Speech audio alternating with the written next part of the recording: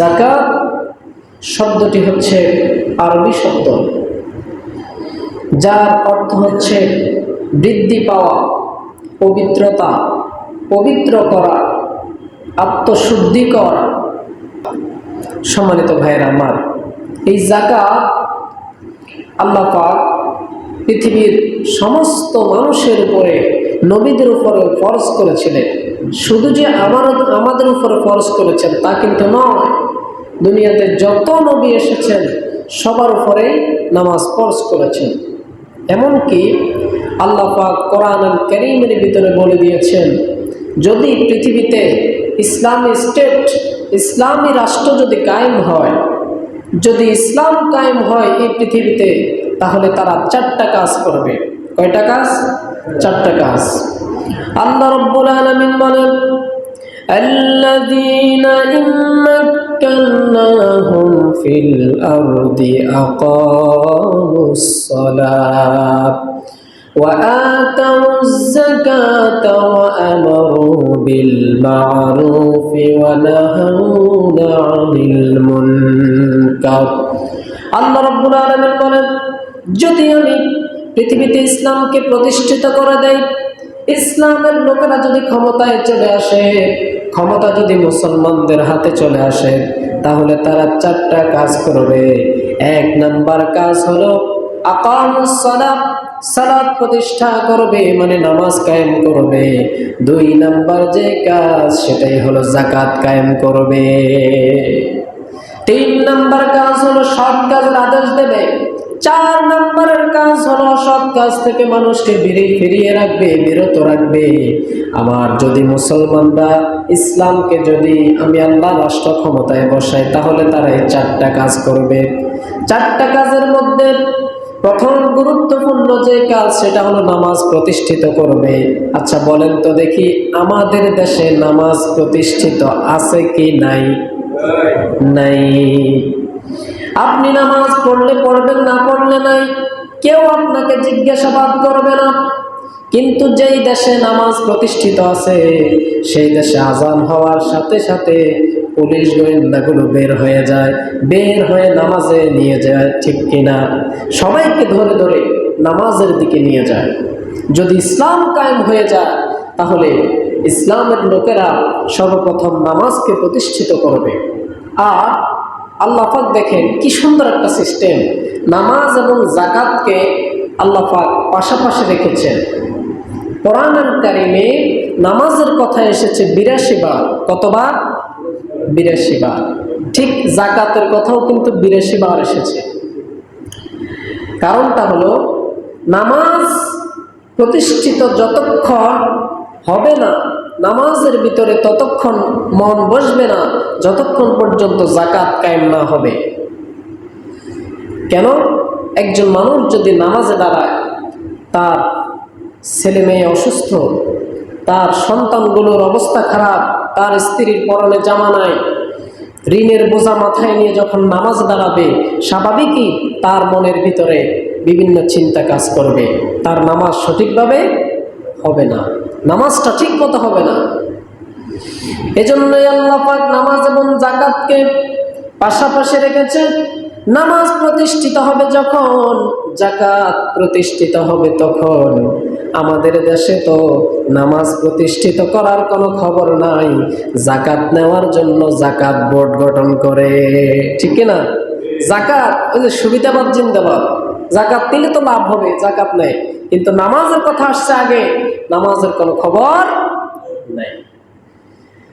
আল্লাহ রাব্বুল আলামিন বলছেন, বান্দারা শোনো, কোরআনুল কারীম খোলা মাত্রই যে জিনিসটা চোখে পড়ে সেটা হলো আল্লাযীনা ইউমিনুনা বিল গায়বি ওয়া ইউকিমুনাস সালাত ওয়া মিম্মা রাযাকনাহুম ইউনফিকুন। আল্লাহু আকবার।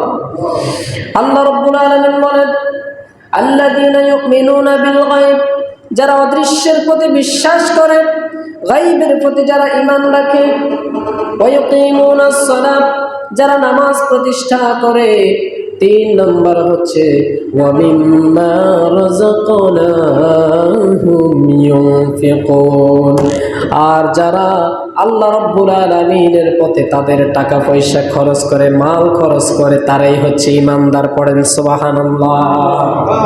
তাহলে সর্বপ্রথম যারা ঈমান আনবে তাদের প্রথম কাজ হলো নামাজ প্রতিষ্ঠা করা।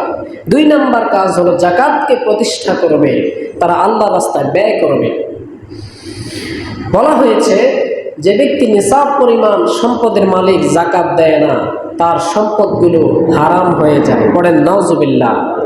সম্পদগুলো কি হয়ে যায়? হারাম হয়ে যায়। আজ মানুষ যাকাত দিতে চায় না। মানুষ মনে করে যাকাত দিলে আমার সম্পদ কমে যাবে। 1 লক্ষ টাকায় মাত্র 2,500 টাকা যদি দেই তাহলে কি 1 লক্ষ টাকার ক্ষতি হচ্ছে? বলেন। অথচ যাকাত রাসূলের যুগে প্রতিষ্ঠিত ছিল। সম্মানিত ভাইয়েরা আমার, আল্লাহ পাক দুনিয়াতে যত নবী রাসূল এসেছেন সবার উপরে যাকাতকে ফরজ করেছেন। হযরত ইব্রাহিম আলাইহিস সালামের ব্যাপারে আল্লাহ পাক বলছেন, ওয়াজআলনাহুম আইম্মাতান ইয়াহদুনা বিআমরিনা ওয়া আওহাইনা ইলাইহিম ফি'লাল খায়রাত।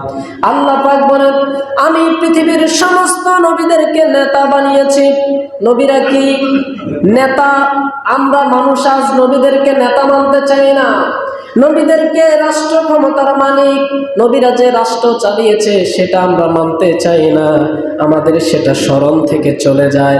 আল্লাহ পাক স্মরণ করিয়ে দিচ্ছেন, বান্দা ওয়াজআলনাহুম আইম্মাতান ইয়াহদুনা বিআমরিনা, আমি নবীদেরকে নেতা বানিয়েছি এবং তাদেরকে নির্দেশ দিয়েছি, রাষ্ট্র ক্ষমতা দিয়েছি, দেওয়ার পরে তাদেরকে বলে দিয়েছি, ওয়া আওহাইনা ইলাইহিম ফি'লাল খায়রাত, তোমরা কল্যাণমূলক কাজ করো, সৎ কাজ করো, ভালো ভালো কাজগুলা করো।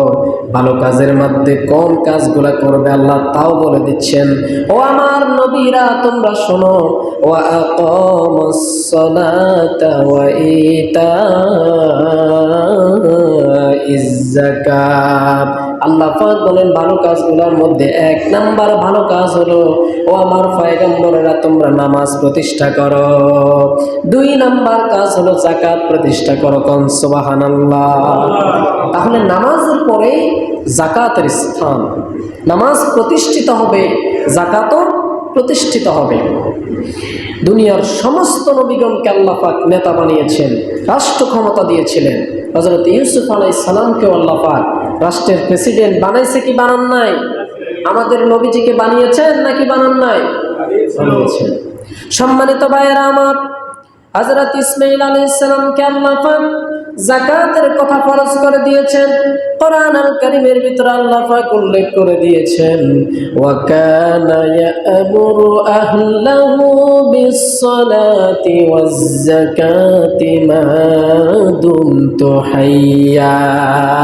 ও আমার পয়গম্বর ইসমাঈল, তুমি তোমার আহলাহু, তোমার পরিবারকে, তোমার সাথে যারা আছে তোমার আহালদেরকে, তোমার জাতিদেরকে তুমি নামাজের জন্য সতর্ক করো, নামাজের জন্য আদেশ দাও এবং যাকাত কায়েম করার জন্য আদেশ দাও। কোন সুবহানাল্লাহ।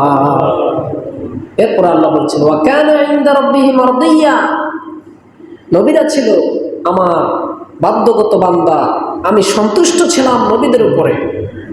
কারণ নবীরা কি অন্যায় করতো? অন্যায় করতো না। সম্মানিত ভাইয়েরা আমার, হযরত মুসা আলাইহিস সালাম, মুসা আলাইহিস সালামের কওমের উপর যখন আযাব আসতে শুরু করলো, বিপদ যখন শুরু হয়ে গেল, হযরত মুসা আলাইহিস সালাম বললেন, আল্লাহ আমার জাতির উপর তুমি রহম করো, তাদেরকে আযাব থেকে মুক্ত করো। আল্লাহ রাব্বুল আলামিন মুসা আলাইহিস সালামকে বললেন, আমার পয়গম্বর মুসা, খেয়াল করে শোনো, আযাবি উসিবু বিহি মান আশাউ ওয়া রাহমাতি ওয়াসিআত কুল্লা শাই। আল্লাহ পাক বলেন, এটা হচ্ছে আমার আযাব, আমি গজব দেই তোমার উম্মতদেরকে। এই কারণে পৃথিবীর মানুষদের উপরে কোন কারণে গজব দেই সেটা আমি আল্লাহ নিজে জানি। আমি আল্লাহ যাকে ইচ্ছা তার উপরে গজব দেই, যাকে ইচ্ছা তাকে কল্যাণ দেই। আল্লাহ রাব্বুল আলামিন বলেন, আমার রহমত সারা পৃথিবীর মধ্যে বেষ্টন করে আছে। কোন সুবহানাল্লাহ। আল্লাহ রহমত পৃথিবীর উপরে বেষ্টন করে আছে, সারা পৃথিবী জুড়ে আল্লাহর দয়া। আল্লাহ রাব্বুল আলামিন বলছেন, মূসা রে, যদি তোমার কওমকে আমার আযাব থেকে বাঁচাতে চাও, তোমার কওমকে যদি তুমি ধ্বংস থেকে বাঁচাতে চাও, তাহলে কাজটা করবা। কি কাজ করবা মূসা? আল্লাহ পাক বললেন, ফাসআকতুবুহা লিল্লাযীনা ইয়াত্তাকুনা ওয়া ইউতুনাজ যাকাতা ওয়াল্লাযীনা হুম বিআয়াতিনা ইউমিনুন। আল্লাহু আকবার। আরেকটু আসতে বলেন, আল্লাহু আকবার। সম্মানিত ভাইয়েরা আমার, আল্লাহ পাক হযরত মূসা আলাইহিস সালামকে বলছেন, মূসা রে, তোমার কওমকে যদি তুমি আযাব থেকে বাঁচাতে চাও, তাহলে তোমার কওমকে তুমি আদেশ দাও, ফাসআকতুবুহা, আমি ফরজ করেছি তাদের জন্য, আমি আল্লাহ লিপিবদ্ধ করে দিয়েছি, লিল্লাযীনা ইয়াত্তাকুন ওয়া ইউতুনাজ যাকাত, তারা যেন যাকাত প্রতিষ্ঠা করে, যাকাত আদায় করে। পড়েন সুবহানাল্লাহ। ওয়াল্লাযীনা হুম বিআয়াতিনা ইউমিনুন, আর তারা যেন আমার নিদর্শন প্রতির উপরে ঈমান আনে, আমার নিদর্শনগুলোর প্রতি যেন তারা বিশ্বাস করে। সম্মানিত ভাইয়েরা আমার, শুধু তাই নয়, হযরত ঈসা আলাইহিস সালাম, বিশ্বনবী জনাব মুহাম্মদ পড়েন সাল্লাল্লাহু আলাইহি সাল্লাম, আমাদের নবীর পূর্বে সর্বশেষ নবী হচ্ছে হযরত ঈসা আলাইহিস সালাম। হযরত ঈসা আলাইহিস সালামকে আল্লাহ পাক যাকাতের ব্যাপারে সতর্ক করেছেন, তার কওমদেরকে আদেশ দিয়েছেন। আল্লাহ পাক বললেন, ও ঈসা শোনো, ওয়াজআলানি মুবারাকান আইনামা কুনতু ওয়া আওসানি বিস-সালাতি ওয়াজ-যাকাতি মা দুমতু হাইয়্যা। আল্লাহ পাক বলেন, আমি ঈসা আলাইহিস সালামকেও যাকাত দেওয়ার জন্য বলেছি। তাহলে আমি ঈসা আলাইহিস সালামকে ওসিয়ত করেছি, যত নবী এসেছে সকলকেই আমি যাকাত দেওয়ার জন্য, নামাজ প্রতিষ্ঠা করার জন্য বলে দিয়েছি। পড়েন সুবহানাল্লাহ। কোরআনুল কারীমে আল্লাহ পাক আমাদের জন্য যাকাত ফরজ করেছেন 3টা আয়াতে। কয়টা আয়াতে? 3টা আয়াত। সেই 3টা আয়াত হলো এরকম। 1 নাম্বার আয়াত, আল্লাহ পাক বলছেন, ইয়া আইয়ুহাল্লাযীনা আমানু আনফিকু মিন তাইয়্যিবাতি মা কাসাবতুম ওয়া মিম্মা আখরাজনা লাকুম মিনাল আরদ। আল্লাহু আকবার। আল্লাহ রাব্বুল আলামিন বলছেন, ইয়া আইয়ুহাল্লাযীনা আমানু, হে যারা ঈমান এনেছো, আনফিকু, তোমরা ব্যয় করো, খরচ করো, মিন তাইয়্যিবাতি মা কাসাবতুম, তোমরা যা অর্জন করেছো, যা কামাই করেছো, সেখান থেকে তোমরা ব্যয় করো। মিন তাইয়্যিবাতি, ভালো জিনিসগুলা ব্যয় করো। ওয়া মিম্মা আখরাজনা লাকুম মিনাল আরদ, আর তোমাদের ফসল থেকে, জমি থেকে যেই ফসল বের হয়, ওই ফসল থেকেও আল্লাহর রাস্তায় ব্যয় করো। পড়েন সুবহানাল্লাহ। এই একটা ফরজ থেকে আমরা আজ দূরে সরে আছি। কত সুন্দর আল্লাহ পাক ফরজ করে দিয়েছে। নামাজ রোজা যেরকম ফরজ, যাকাতও কি সেরকম ফরজ। আমার দেশের লোকেরা তো যাকাত দেয় লুঙ্গি দিয়ে আর শাড়ি দিয়ে। কথা কোন ঠিক কিনা? লুঙ্গি দিয়ে কি যাকাত আদায় হয়? সম্ভব নয়। ভাইয়েরা, যাকাত আপনাকে হিসাব করে দিতে হবে। আপনি ব্যাংকে যদি টাকা রাখেন, 10 লক্ষ টাকা রাখলেন, আপনি 10,10,999 টাকা রাখলেন, ওইটার হিসাবও আপনার কাছে থাকে, কিন্তু আপনি যাকাত দেওয়ার বেলা আপনার হিসাব থাকে না। এটা কিন্তু ঠিক নয়। আল্লাহ রাব্বুল আলামিন বলেন, কুলু মিন সামারিহি ইযা আসমারা ওয়া আতু হাক্কাহু ইয়াওমা হাসাদিহি ওয়া লা তুসরিফু। আল্লাহ পাক বললেন, কুলু মিন সামারিহি ইযা আসমারা ওয়া আতু হাক্কাহু। আল্লাহ পাক বললেন, তোমাদের যেই ফসল হয়, জমি থেকে যেই ধান হয়, গম হয়, পাট হয়, ধান গম যেই ফসলগুলা হয়, সেগুলা তোমরা আহার করো, তোমরা খাও। আর কি করো? ওয়া আতু হাক্কাহু ইয়াওমা হাসাদিহি, আর গরিবের যেই হক, এই ধান থেকে তোমাদের গরিবের হক রয়েছে। কথা বলেন, গরিবের হক আছে না নাই? গরিবের হক রয়েছে। আল্লাহ পাক বললেন ওয়া আতু হাক্কাহু, গরিবের হক তোমরা গরিবকে দিয়ে দাও। সুবহানাল্লাহ। গরিবের হক গরিবকে দিয়ে দাও। আমি যদি বলি আজকে ফসল কাটবো, আস্তে আস্তে করে দিব, আল্লাহ কয় না দেরি করা যাবে না, সাথে সাথে দিতে হবে। যেদিন ফসল কাটবা সেই দিনে দিয়ে দিতে হবে। পড়েন সুবহানাল্লাহ। ইয়াউমা হাসাদিহি ওয়ালা তুসরিফু, যেদিন ফসল কাটবা ওই ফসল কাটার দিনই তাদেরটা পরিশোধ করে দাও। পড়েন সুবহানাল্লাহ। ফসলের যাকাতকে বলা হয় ওসর। কি বলা হয়? ওসর। কি বলা হয়? আজকে আপনি শিক্ষিত সমাজকে জিজ্ঞাসা করেন, যদি বলেন ভাই ওসর কি চেনো, সে বলবো ওসর কি ছাই ফোকা না তেলা ফোকা, এটা কি খায় না কি করে, চিনবে না। ওসর কি সেটাই আমরা জানি না। ওসর হচ্ছে ফসলের যাকাত। ওসর কি? ফসলের যাকাত। ফসলের যাকাত কিভাবে দিবে আল্লাহ পাক সব কিছু বর্ণনা করে দিচ্ছেন। ফসল যদি বৃষ্টির পানি দিয়ে হয় তাহলে 10 ভাগের 1 ভাগ। আপনার যদি ফসল হয় 10 মণ, সেখান থেকে 1 মণ গরিবের হক। কথা বলেন ঠিক কিনা?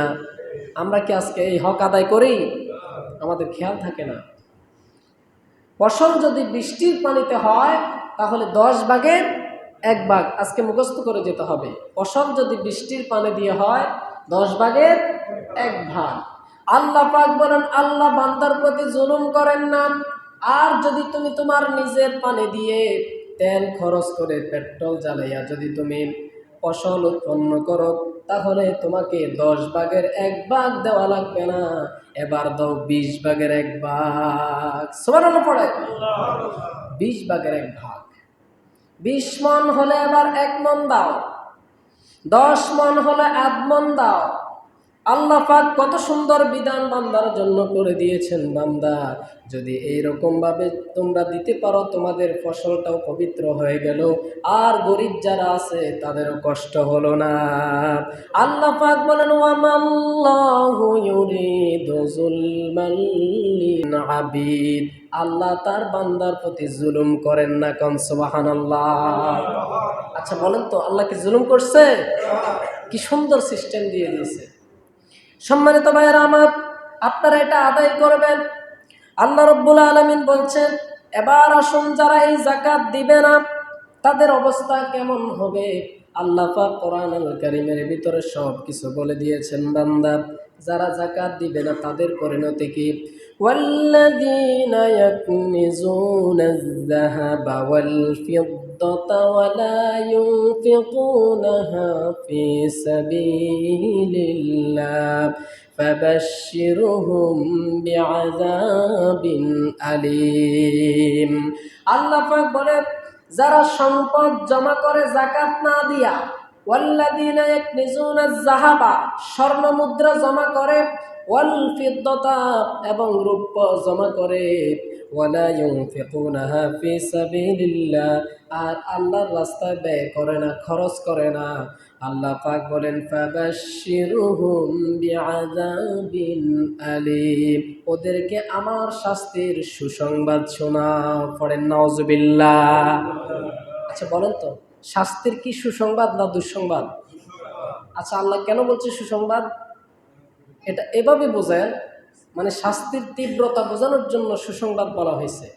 ধরেন ছেলে খুব দুষ্ট, আপনার ছেলেকেই ধরেন, খুব দুষ্ট, আপনি আছেন বাইরে, আপনার স্ত্রী কোনোভাবেই তাকে সামলাইতে পারতেছে না। তখন আপনার স্ত্রী বলছে ছেলে এত দুষ্টামি করস, তোর বাবা আসুক এমন পিটা দিবে তখন মজা বুঝবি। আচ্ছা বলেন পিটা দিলে কি মজা লাগে? তাহলে কেন বলছে মজা বুঝবি? আসলে শাস্তির তীব্রতা বোঝানোর জন্য এই কথা বলা হয়েছে। আল্লাহ পাক বলছেন ফাবাশশিরহুম বিআযাবিন আলীম।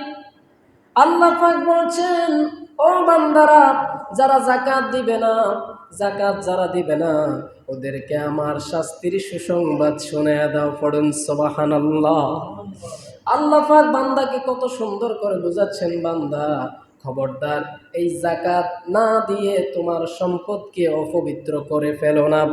শুধু তাই নয়, আল্লাহ রাব্বুল আলামিন বলছেন যাকাত যারা দিবে না, সূরা আত-তাওবার 34 নম্বর আয়াতের ভিতর আল্লাহ পাক বলেন, ইয়াউমা ইউহমা আলাইহা ফি নারি জাহান্নামা ফাতুকওয়া বিহা জিবাহুহুম ওয়া জুনুবুহুম ওয়া যুহুরুহুম হাযা মা কানাজতুম লিআনফুসিকুম ফাযুকু মা কুনতুম তাকনিজুন। আল্লাহ পাক বলেন, ইয়াউমা ইউহমা আলাইহা ফি নারি জাহান্নাম, সেদিন তোমাদের সম্পদগুলা জাহান্নামের আগুনের ভিতরে গরম করা হবে।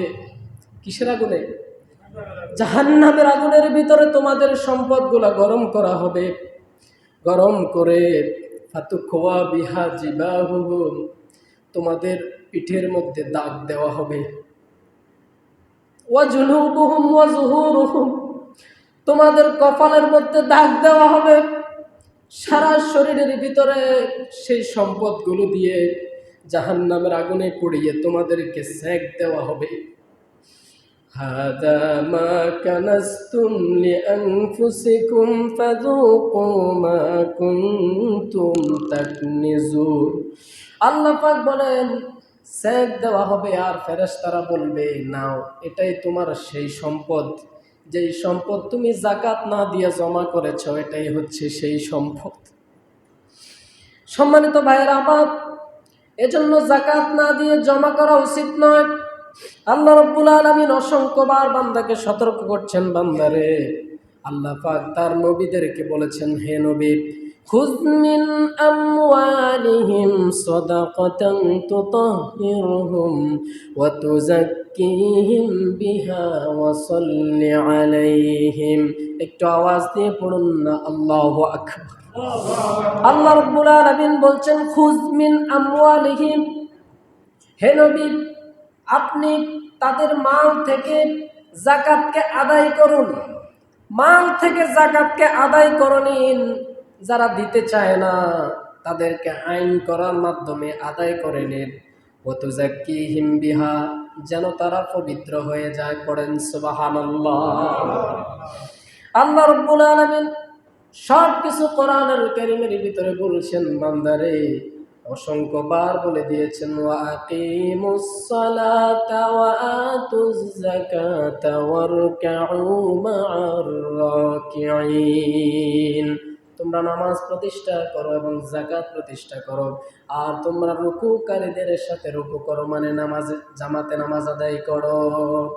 সম্মানিত ভাইরা আমার, এবার আসুন, এই যাকাত আপনার কতটুকু সম্পদ হলে আপনি যাকাত দিবেন, এটা জানার দরকার আছে না নাই?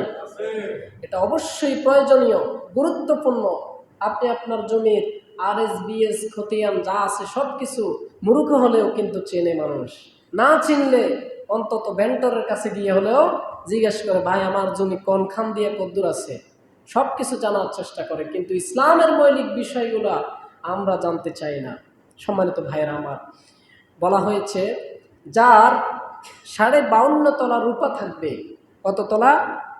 52.5 তলা রূপা থাকবে, অথবা এই পরিমাণ টাকা থাকবে, তার উপরে যাকাত ফরজ। তার উপরে যাকাত কি? ফরজ। আর স্বর্ণের ব্যাপারে কারো যদি 7.5 ভরি স্বর্ণ হয়, কত ভরি? 7.5 ভরি স্বর্ণ আপনার কাছে আছে, অথবা এই 7.5 ভরির মূল্য যত টাকা হবে অত টাকা আপনার কাছে আছে, 1 বছর হয়ে গেছে, আপনি ওই সম্পদের যাকাত দিতে হবে। যাকাত কি হিসাবে দিতে হবে? 1 লক্ষ টাকায় কত টাকা? 2,500 টাকা। খেয়াল থাকবে, আমি আর এদিকে চাচ্ছি না। আর যদি গরু হয়, 30টা গরু হলে যাকাত দিবেন। কয়টা গরু? 30টা গরু হলে যাকাত দিবেন। ছাগল যদি 40টা একসাথে থাকে তাহলে আপনাকে যাকাত দিতে হবে। সম্মানিত ভাইয়েরা আমার, সময় সংক্ষিপ্ত, এবার আসুন, আপনি যাকাত কাকে কাকে দিবেন, কোন সময়ে দিবেন? যাকাত বছরে একবার। বছরে কয়বার? একবার। মানুষ বছরে একবার যাকাত দেয়। তবে আপনি যদি রমজান মাসে যদি যাকাত দিতে পারেন, আপনার 1 টাকায় 700 পর্যন্ত সওয়াব হবে। পড়েন সুবহানাল্লাহ। তাহলে আমরা রমজানে যাকাত দেওয়ার চেষ্টা করব তো ইনশাআল্লাহ। সম্মানিত ভাইয়েরা আমার, কাকে কাকে যাকাত দিবেন আল্লাহ তাও বলে দিচ্ছেন। আল্লাহ রাব্বুল আলামিন বলেন, ইন্নামাস সাদাকাতু লিল ফুকারাই ওয়াল মাসাকিন ওয়াল আলিমিন ওয়াল মুআল্লাফাতি কুলুবুহুম ওয়া ফির রিকাবি ওয়াল গারিমিন ওয়া ফি সাবিলিল্লাহি ওয়া বিনিস সাবিল। আল্লাহ পাক বলেন, ইন্নামাস সাদাকাতু, নিশ্চয় যাকাত দিবা, লিল ফুকারা, 1 নাম্বার হচ্ছে ফকিরকে। কাকে? ফকির, ফকির ব্যক্তিকে যাকাত দেওয়া যাবে। 2 নাম্বার হচ্ছে ওয়াল মাসাকিন, মানে হচ্ছে মিসকিন ব্যক্তি। এখন আসুন, মিসকিন কারা? ফকির হচ্ছে একবারে নিঃস্ব, যার কিচ্ছু নাই, সে কি ফকির। মিসকিন হচ্ছে এমন ব্যক্তি, একটু মিসকিনের সংজ্ঞাটা খেয়াল করে শোনেন। মিসকিন আমরা চিনি না, কিন্তু মিসকিন হচ্ছে এমন ব্যক্তি যার সাধ্য অনুযায়ী ইনকাম করার কোনো রাস্তা নাই। ইনকাম করে কিন্তু তার সাধ্য অনুযায়ী হয় না, চলতে কষ্ট হয়। কিন্তু আল্লাহ বলছেন এই মানুষগুলা কারো কাছে চাইতেও লজ্জা পায়, কারো কাছে চাইতেও। এক কথায় এক গরিব ভদ্রলোক, গরিব ভদ্রলোক দেখবেন কিছু মানুষ ইনকাম কম কিন্তু সুন্দর করে 3 দিন ঘরে খাবার নাই, এরপরে দাড়িগুলো আশ্রাইয়া সুন্দর করে পাঞ্জাবি পরে রাস্তায় বের হয়, অথচ তার ঘরে 3 দিনের খাবারও নাই। এমন লোকগুলা আল্লাহ বলছেন, এই ফকিরগুলা, এই মিসকিনগুলা, আত্মমর্যাদাপূর্ণ মানুষগুলা মানুষের কাছে চাইতে লজ্জা পায়। কিন্তু যিনি আল্লাহ সৃষ্টি করেছেন এই লোককে, ওই আল্লাহ বলে দিয়েছেন এদেরকে মুখটা দেখে একটু চিনো, এদেরকে একটু যাকাত দিয়ে। পড়েন সুবহানাল্লাহ। এদেরকে দেখে দেখে তোমরা হেল্প করিও। এই হলো মিসকিন। তাহলে 2টা পাইলাম, 1 হলো ফকির, 2 হলো মিসকিন। খেয়াল রাখতে হবে, ফকির মিসকিন। 3 নাম্বার হলো ওয়াল আলিমিনা আলাইহা, যাকাত বোর্ডের কর্মচারী, যারা যাকাত দেওয়ার কাজে নিয়োজিত থাকবে ওই লোকদেরকেও যাকাত দেওয়া যাবে। 3 নাম্বার। এবার আসুন 4 নাম্বার, ওয়াল মুআল্লাফাতি কুলুবুহুম, মন খুশি করতে হবে এমন লোকদেরকে। যদি হিন্দু মানুষ হয় তাকে আপনি যাকাত দিতে পারবেন মন খুশির জন্য। কি খুশির জন্য? মন খুশির জন্য। আপনার মনে হয় যেন হিন্দু লোকটাকে যদি আমি যাকাতের টাকা দেই তাহলে সে ইসলামের দিকে ঝুঁকবে, সে আমাদের ব্যাপারে একটা ক্রিয়েটিভ ধারণা হবে, ভালো একটা ধারণা হবে, ওই লোককে আপনি যাকাত দিতে হবে। যাকাত দিতে পারবেন মন খুশির জন্য, ঠিক আছে? এটা কোরআনের আদেশ। এই গেল 4টা, ফকির, মিসকিন, 3 নম্বরে কি যাকাত বোর্ডের কর্মচারী, যারা যাকাত দেওয়ার কাজে নিয়োজিত। 4 নম্বর হচ্ছে কে বলেন? মন খুশি করার লোক, যাদেরকে মন খুশি করবেন। এবার আসুন 5 নাম্বার, ওয়াফির রিকাব, ওয়াফির রিকাব, 5 নাম্বার হচ্ছে ঋণগ্রস্ত ব্যক্তি, যার বাড়িঘর বিক্রি করলেও ঋণ দিতে পারবে না, এমন ব্যক্তি অনেক ঋণে জর্জরিত হয়ে আছে। বলেন তো আমাদের সমাজে ঋণগ্রস্ত লোক আছে না নাই? ওদেরকে দেখে দেখে যাকাত দেওয়া লাগবে। এবার আসুন, আল্লাহ পাক বলছেন 6 নাম্বার হচ্ছে ঋণগ্রস্ত ব্যক্তি, আর 7 নাম্বার হচ্ছে ওয়াফি সাবিলিল্লাহ, 7 নাম্বার হচ্ছে আল্লাহর রাস্তায়। আল্লাহর রাস্তা বলতে কি? মসজিদ, মাদ্রাসা, মক্তব, এরপরে যা আছে জিহাদের জন্য, সংগ্রামের জন্য, ইসলামিক সংগঠনের জন্য, এসব রাস্তা দিবেন। এবার আসুন 8 নম্বরে কার জন্য? ওয়াবনিস সাবিল, 8 নম্বর হচ্ছে মুসাফির ব্যক্তি। বাড়িতে অনেক টাকা পড়ে, অনেক টাকা আছে, আপনি হঠাৎ করে ঢাকা যাচ্ছেন, আপনার কাছে আছে 1000 টাকা। আপনি ঢাকা যাওয়ার পথে হঠাৎ করে আপনার টাকার প্রয়োজন পড়েছে, আপনার কাছে টাকা নাই। এখন আপনি কি করবেন? আপনাকে অন্য লোকগুলো হেল্প করতে পারবে। আপনি এক দেশ থেকে এসেছেন অনেকগুলো টাকা নিয়ে, হঠাৎ করে আপনার টাকা শেষ, এখন আপনি বিপদে পড়ছেন, আপনাকে যাকাতের টাকা দিয়ে সাহায্য করা যাবে। কত সুন্দর বিধান ইসলামের ভিতরে। এজন্য ভাইরা, এই যাকাত আমরা কি আদায় করব তো সময় শেষ হয়ে গিয়েছে, সময় সাহায্য করছে না বলে আমি এখানে সংক্ষিপ্ত করলাম। ওমা তৌফিক ইল্লা বিল্লাহ। কোনো কিছু যদি ভুল বলে থাকি, আল্লাহ যেন আপনাদের স্মৃতি থেকে মুছে দেয় এবং আমাকে যেন ক্ষমা করে দেয়। আর যে সমস্ত কথাগুলো বললাম, আল্লাহ যেন সকলকে আমল করার তৌফিক দেয়। পড়ে আমিন। ওমা তৌফিক ইল্লা বিল্লাহ। আসসালামু আলাইকুম ওয়া রাহমাতুল্লাহ।